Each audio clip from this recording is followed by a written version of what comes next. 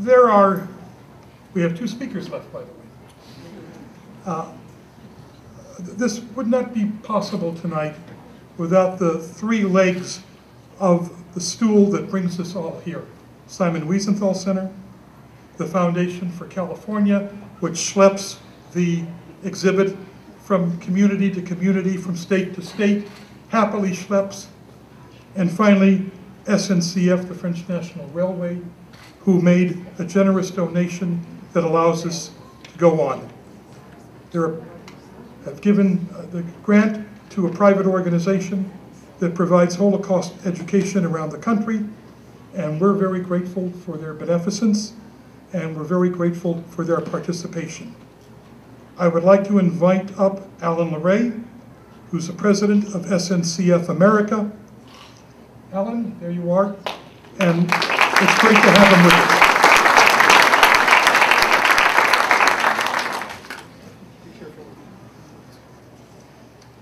Thank you, Dr. Banitzer.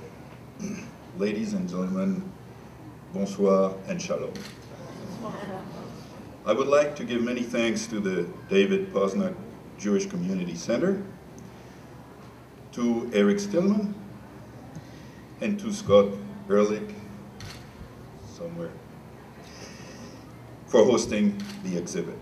My name is Alain Leray. In the States, usually you say Alain Leray. And I'm the CEO for SNCF in America.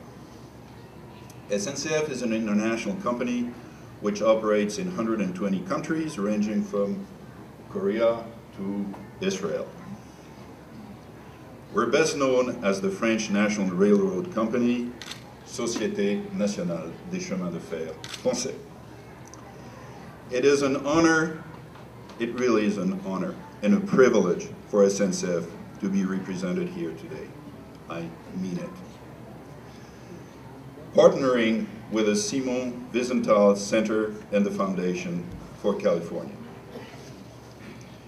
During the Second World War, under the direction of the Nazis and the French Vichy government, the rogue Vichy government, trains and personnel of SNCF were used to transport in abominable conditions approximately 76,000 Jews, homosexuals, gypsies. SNCF deeply regrets the role it played during the war. I am humbled, SNCF is humbled before the victims. I am humbled, SNCF is humbled before the survivors. I am humbled, SNCF is humbled before the children of the deportees. I am humbled, SNCF is humbled before the suffering which lives on. For me, the grandson of 4 survivors, and therefore the son of 2 survivors, I have the greatest hope that my young daughter, who is over there with her mother, will never have to witness such an atrocity of men against men. I'm not exactly sure I should say men against men. I think I should say pure evil against men. I leave this up to scholars like Rabbi Thompson that I had the pleasure to meet this morning. SNCF has dedicated itself to transparency, remembrance, and Holocaust education as a means of ensuring that such a tragedy never occurs again. This exhibit also honors those Frenchmen and women who died resisting the Nazis. There are always 2 sides to a story. Let us remember this. 2,000 railroaders, cheminots, 2,000 employees of SNCF were murdered resisting the Nazis. That also belongs to our history as a corporation. SNCF has undertaken a vigorous program of Holocaust remembrance. In January, SNCF memorialized and opened a new memorial site near Paris at Bobigny, one of the train stations that was used for deportations. Since '95, SNCF has opened as a token of complete transparency. I really want to stress this, complete transparency.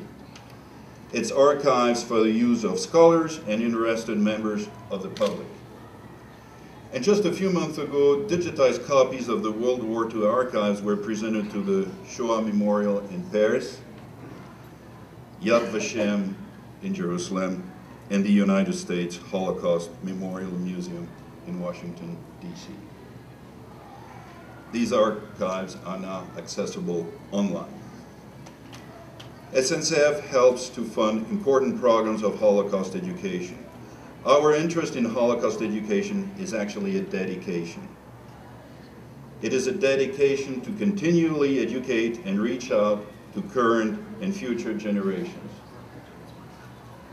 And remember, so that it will never happen again. SNCF is truly honored to be a part of this invaluable education in hope, in perseverance, and in tolerance. Thank you.